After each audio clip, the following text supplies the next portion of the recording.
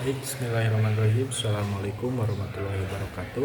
Perkenalkan, nama saya Jikri Hidayah, mahasiswa Setiabdi Riyadul Ulum, program jurusan Sejarah Peradaban Islam. Baik, di sini saya akan membuat video yang bertujuan untuk memenuhi syarat UAS ulangan akhir atau ujian akhir semester 1 dari matkul Worldview Islam. Di sini saya akan menjelaskan tentang seorang ilmuwan atau juga filsuf muslim yang terkenal pada abad ke-8 atau abad ke-9, yaitu yang bernama Al-Kindi.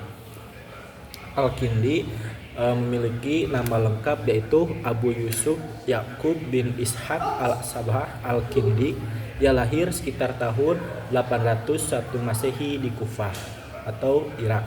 Dia berasal dari keluarga aristokrat suku Qidah, sebuah suku dari bangsa Arab yang pernah memiliki pengaruh besar terhadap politik di Jazirah Arab. Ayahnya adalah seorang gubernur Kufah yang memberikan Al-Kindi akses pendidikan yang berkualitas sejak beliau masih kecil. Adapun pendidikan beliau yaitu pada saat itu ketika kecil beliau menempuh pendidikan di Kufah yang merupakan pusat studi Islam. Ia mempelajari Al-Quran, tata bahasa Arab, sastra, ilmu agama. Kemudian ia melanjutkan studi di Basrah, di mana ia mendalami filsafat, ilmu logika, matematika, dan ilmu alam. Akhirnya ia pindah ke Baghdad, pusat intelektual dunia Islam pada zaman dahulu, dan menjadi bagian dari lingkungan akademik Bait al-Hikmah, yaitu Rumah Kebijaksanaan, sebuah institusi yang terkenal dengan kegiatan penerjemahan dan juga penelitian. Adapun karir beliau dan juga hubungan beliau dengan khalifah, yang mana ketika beliau di Baghdad ia bekerja di naungan khalifah dinasti Abbasiyah sebagai atau terutama dari Al-Ma'mun sekitar tahun 813 Masehi sampai 833 Masehi, dan penerusnya yaitu Al-Mutasim. Dia diangkat sebagai filsuf resmi istana dan menjadi salah satu penerjemah utama karya-karya filsafat Yunani ke bahasa Arab. Namun ketika Khalifah Al-Watiq wafat dan digantikan oleh Al-Mutawakkil, dukungan terhadap Al-Kindi menurun. Al-Mutawakkil dikenal kurang menghadapi filsafat dan sains, sehingga Al-Kindi kehilangan pengaruh politik dan banyak karya-karyanya disita oleh Al-Watiq atau Al-Mutawakkil tersebut. Yang selanjutnya itu kontribusi seorang Al-Kindi terhadap ilmu. Yang pertama terhadap ilmu filsafat, yang mana Al-Kindi adalah filsuf pertama atau filsuf muslim pertama yang berusaha menyelaraskan ajaran Islam dengan filsuf Yunani yang dibawakan atau yang dikemukakan khususnya oleh teori Aristoteles dan Neoplatonisme. Terus yaitu yang kedua ilmu matematika. Beliau juga berkontribusi dengan ilmu matematika, yang dimana beliau menulis banyak risalah atau tentang bilangan, termasuk hubungan antara bilangan dan juga musik. Yang selanjutnya ia menciptakan metode analisis frekuensi dan memecahkan sandi kriptografi yang digunakan untuk dekripsi besar rahasia. Yang selanjutnya kontribusi beliau terhadap ilmu astronomi, yang dimana Al-Kindi menyusun tabel astronomi berdasarkan pengamatan dan pengarah dari model Ptolemeus.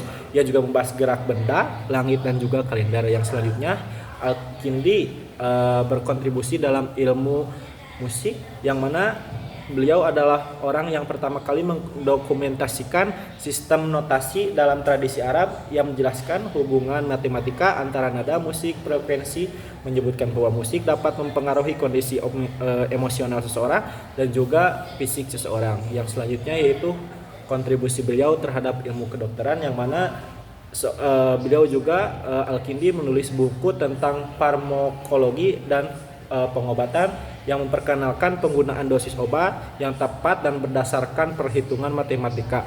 Yang selanjutnya atau yang juga terakhir yaitu kontribusi beliau terhadap kritik terhadap alkimia atau ilmu alkimia. Al-Kindi juga menulis risalah yang menentang keyakinan bahwasanya logam biasa seperti timah atau tembaga dapat diubah menjadi emas melalui proses kimiawi. Terus adapun semasa hidup beliau juga menghasilkan karya-karya beliau kurang lebih 260 karya mencakup berbagai bidang. Sayangnya sekitar 30 sampai 50 karya yang masih ada. Beberapa karya yang terkenal meliputi karya yang terkenal meliputi seperti Al-Falsafah Al-Ula, yaitu tentang filsafat pertama, membahas metafisika dan tentang teologi. Terus yang kedua yaitu Ma'rifati Quwat Al-Adawiyah, tentang pemahaman kekuatan obat, tentang farmakologi. Terus Risalah Fil Istikhraj Al-Mu'adalat, yang mana tentang metode matematis untuk menghitung waktu. Terus yang terakhir yaitu De Actibus, yaitu risalah tentang optik dan juga penglihatan. Adapun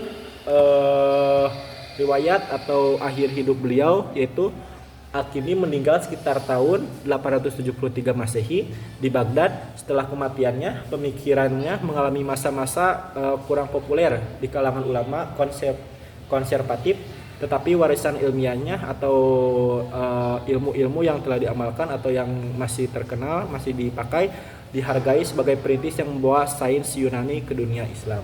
Baik, mungkin dicukupkan sekian. Terima kasih. Assalamualaikum warahmatullahi wabarakatuh.